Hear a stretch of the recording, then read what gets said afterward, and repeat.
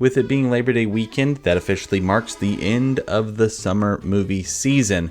And so I was just kind of wanting to take a look back at just the box office and see what came out on top. Was it what we were expecting? Were there any big surprises that showed up this year? So let's just take a little bit and look back and see what we can kind of learn about the industry in general, and also about some certain series and everything, and what we might be able to expect going forward. Let's go ahead and talk about the 11th through the 15th highest grossing movies of the summer. And they're in this order. 15 was Dragon Ball Super, Superhero. Number 14 was Downton Abbey, A New Era. Number 13, The Bad Guys. Number 12, DC League of Super Pets. And number 11, Bullet Train. Now, we're going to notice this trend by almost every single movie that is in our top 15, and that is that they are all based on something else. Even ones that you might not realize are based on a pre-established property or a book series, they are. So let's just go through those real quick. Dragon Ball, obviously, is Dragon Ball Z, or the Dragon Ball Super Show. Dragon Ball, that makes it sound different, but Dragon Ball Super, the sequel series to Dragon Ball Z. Downton Abbey is clearly Downton Abbey. The Bad Guys is based on a children's book series, and then DC League of Super Pets is also based on the entire DC Comics universe. And then Bullet Train is also based on a book. It's based on a Japanese novel that is, when translated directly, called Maria Beetle. And so all those movies were actually pretty good. I enjoyed all of them for what they were. Like, obviously, Downton Abbey, maybe not obviously, Downton Abbey is not something that I'm particularly into, but it was fine going to see it. We can look at the numbers and we can see that it's a pretty big spread between like 15 and 11, like almost $50 million between those. These numbers also aren't final. Like, even though it's the end of the summer season, some of these movies are still in theaters. And in fact, even from the first time I went and took numbers until when I'm recording right now, which is Friday, the 2nd, some of these movies have actually traded places. And so in here, like, I'm not particularly surprised by any of these. I mean, I think Dragon Ball Super doing as well as it did, having a number one weekend at the box office might have been surprising. But, it's kind of been a kind of slow movie summer, right? Even though there have been some pretty good movies that have come out. Nothing really has taken the box office by storm except for, that number one. And we'll get there. But let's go ahead and start working our way up the top 10 with number 10, which is Where the Crawdads Sing. Now, I really enjoyed this movie. I've got a review for most of these as a short on my channel. And I know I'll talk about them again at the end of the year. Now, the box office difference between Where the Crawdads Sing and Bullet Train is only about $2 million. Is it feasible? Possible that Bullet Train could catch up and even pass it to get to that number 10 spot. Maybe it's possible. The Bullet Train has only been out for it's been out for less than a month at this point. So either way, on either of those, Sony's happy since it did put out both of those movies. Where the Crawdads Sing is, of course, based on a novel of the same name by Delia Owens, which I've heard is a very, very good book. I've yet to actually start reading it. I did like the movie enough where I did buy the book, and so that's another endorsement from me on the fact that you should go watch that movie. I think it's pretty good. The big horror movie of the summer, I think to nobody's real surprise, was The Black Phone, coming in at number 9. It's a period piece. It's on a subject that's not particularly crowd pleasing, right? Child abduction, child murder. Unless there's a clown involved, it usually isn't that big of a box office hit. But this one does a good job, and it has a big name attached to it as well, with Ethan Hawke, who has a good performance. In case you didn't know, the Black Phone is actually based on a short story called The Black Phone, written by Joe Hill, which, if you did not know, also is Stephen King's son. That is the number 9 for the summer, which takes us up in a complete 180 tone and everything wise to a Lightyear. It's also a pretty big jump when it comes to the numbers themselves. with almost a $20 million difference between the Black Phone and Lightyear. As much as $118 million seems like a lot of money, it is not a lot of money for a Pixar movie to bring in while it is in theaters. Now, for the last year and a half or so, Pixar has only been having its movies released on Disney Plus, and maybe people have just grown used to waiting for those things to come out at home, because like as a dad, knowing that you have to buy a ticket for 5 people really does kind of make it like, well, is it gonna be worth it to go see it? Now, personally, I thought Lightyear was really good. I enjoyed it, and I mean, I say I would have taken my kids to it, but I didn't. We chose other movies to go and watch. I mean, it did have the second lowest box office performance out of any Pixar movie that has been released theatrically. The only one below it is Onward, which isn't even really fair to compare, because Onward came out and then the next week the entire world shut down because of the pandemic and everything. But with this one where it is right now, it's still making some money. Like, it's dancing back and forth with the number 7. But it is, definitely surprising. Like, I would have thought a movie based on a character from Toy Story would have been higher in on the list, but yet here it is sitting at number 8. Now, number 7, we have Nope, which is the third movie directed by Jordan Peele. One of my favorites of the summer, and not going to be able to really tell that based off of my review, but it is a movie that really just kind of stuck with me, and I kept thinking about over and over and over. We went and saw it again in theaters, and I just really, really enjoyed this movie, which makes it kind of sad to look at the box office and everything and compare it to Jordan Peele's other 2 outings with Get Out in 2017 and with Us in 2019.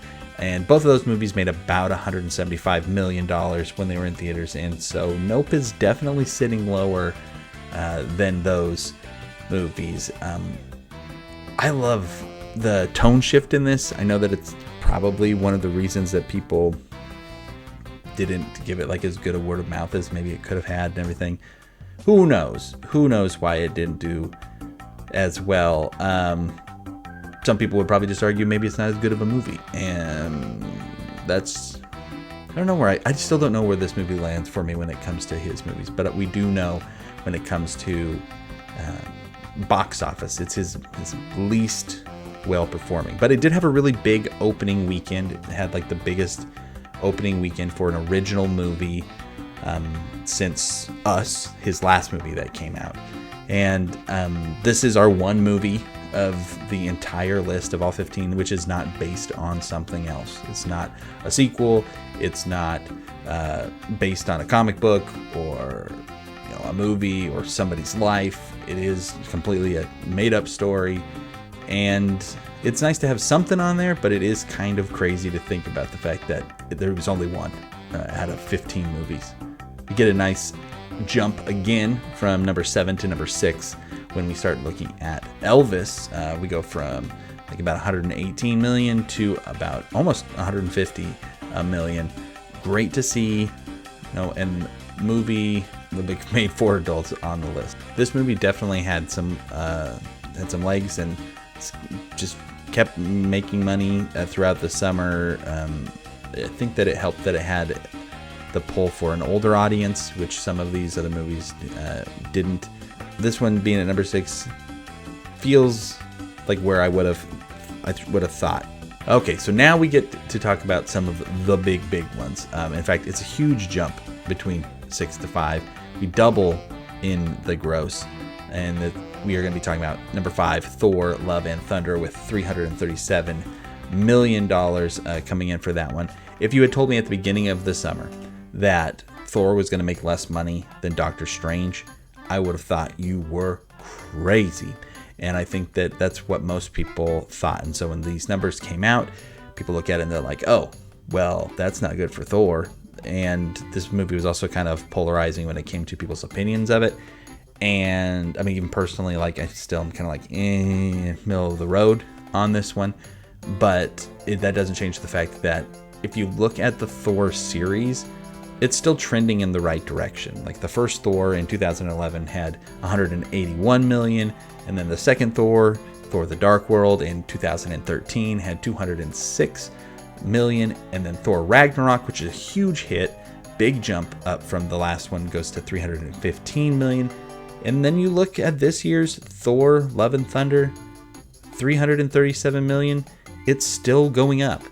It's not what we're going to see with some of the other series that we're going to see here in the top, but it's going in the right direction. And so as much as people might dismiss it, I'm interested to see what the numbers for the next one will be. We can talk a little bit more about its numbers compared to Doctor Strange once we get to Doctor Strange. But before we get there, we got to talk about number 4, which is Minions: The Rise of Gru, 355 million on this one. It made just a little bit more than the first Minions movie, and so again, trending in the right direction. I think that I might have liked it more than the first Minions. I mean, I don't know. These Minions movies, I think I expect to hate them going into it, right? And I talked about this a little bit in some other videos, but just like, how memed the Minions are, and this movie was memed more than any of them, but I went in and I still liked it. It still had enough heart. I feel like it didn't overstay its welcome, which is so nice because there's so many movies nowadays. They're just so long for no reason. I think that we'll continue to see the Despicable Me series and the Minions movies coming out because they keep making money. And again, these numbers are just domestic too. These aren't the worldwide numbers, and the Minions movies do well overseas. Now, if we're talking about movies, series that are trending in the wrong direction, we're talking about that number 3 with Jurassic World Dominion. If you happened to see my review for this one, you know that I'm not a fan. Not a fan of this one. Made 375 million. Nothing to just dismiss. That's a lot of money. But when you look at how much money the series has made, it is definitely dropping off. So the first Jurassic World came out in 2015, and it made a butt ton of money, $652 million domestically. That's huge. It was like everywhere, and it was one of those movies that just would not quit. It just kept going and kept going, kept going. The second one came out, Jurassic World Fallen Kingdom, in 2018, and it made 417 million, which you look at the list, and that would have been the second highest grossing movie this summer. But it's definitely a big drop off from that first one. And then you come into this one, 375 million. It's still a lot of money. It's still a huge amount of money. And again, it's just domestic, but it is a significant drop from that last one. And, I don't know if we still get to blame the pandemic and everything for box office numbers being what they are because of how Spider-Man has done and how the number 1 movie of the summer has done. If people want to see a movie, they're going to go see it. And so, I don't know. And this movie didn't, it was a long time before it came out on streaming. Like, it's just now, today, the day I'm recording this, available to view on Peacock. And so it's just like, I don't know. It's just kind of, for me, it's kind of diminishing returns because of the quality of the movies. Yeah, it's definitely one you didn't need to go out and watch. Now let's talk about, for me, maybe the biggest surprise of the summer, and that is Doctor Strange in the Multiverse of Madness, coming in with $411 million, being the second highest grossing movie of the year. If you had told me, again, at the beginning of the year, this was going to make more money than Thor, I would have said, you're crazy. But somehow it did. And why did that happen? Well, I think it really is the fact that Doctor Strange played such a big part in Spider-Man, in the last Spider-Man, which made an ungodly amount of money last year, and then is now back in theaters now, again, I'm sure going to make a ton of money. And he was in that movie heavily. And so going from that into the new Doctor Strange movie, he's riding that hype heavily.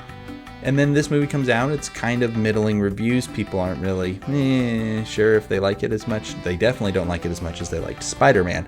And then you roll from that into Thor, and I think that probably was part of the reason why Thor's numbers were lower. In the same way that it's like, well, we don't really know how Thor Love and Thunder is going to affect the franchise until the next one comes out. Now, I don't think that the next Marvel movie is going to be hurt at all because of Thor Love and Thunder, because the next Marvel movie that's coming out is Black Panther, and I don't think that movie can fail. I think it is one of those where it's just like, it is not a question of if it will make more money than both of the other ones this year, but how much more it's going to make, and will it make as much as both of them put together. Like, I think that Black Panther is going to be huge. I'm ready to be wrong about that one. I hope not. I sure hope that movie's good. It looks good, and it has so much like emotional weight tied into it too, with Chadwick Boseman passing away. And so those are the things we kind of have to think about when we're looking at the box office. Why do people go see this movie over that movie? It isn't always which one's better. It's like, why would people go see it? Why wouldn't someone go see it? And I think that Doctor Strange kind of, maybe turned some people off of needing to go and see the next Marvel movie, which was Thor Love and Thunder. But still, this movie did really, really good compared to the first Doctor Strange. The first Doctor Strange made $232 million. This one came in with $411 million. And so, yeah, Disney, I think, is happy about that. And I think Benedict Cumberbatch is going to be in the MCU for a long time to come. And then that finally brings us to the number one movie of the year so far, and definitely of the summer, Top Gun Maverick. I mean, I think we all thought it was going to do well. I don't think we all thought it was going to make it, once everything's said and done, over $700 million at the box office. 692 at this moment, but it will get over that because they just re-released it a couple weeks ago. And this movie came out in May and just kept making money all summer. Why? I think it's because everybody wanted to see it. Like, if you're young and you just want to go see movies, you'll go see it. If you're older and you remember the first Top Gun, you want to go see it. It's definitely like a dad movie, an older person movie, right? Because it's, again, tying back to things that are from the past, but then also it brings in people who are pro-military, and it brings in, like, it just kind of checks a whole lot of boxes. And then you have the fact that it was really good. I think that really is probably the biggest reason that it went on to make as much money as it did. Like, a lot of those things can account for a big opening weekend, but to have legs like this, the movie has to be something that people feel like they have to see in theaters. And you had to, because it's like just now getting ready to start coming out on streaming and everything. And another reason you want to make sure you see it in theaters is just because of how much of a spectacle it is, how big it was. Like, seeing this movie in the IMAX felt awesome. I don't know, that's not something I will ever get to experience at my house. Like, I'm going to enjoy watching Top Gun Maverick again, but not in the same way as I did in the theater when I went and saw it.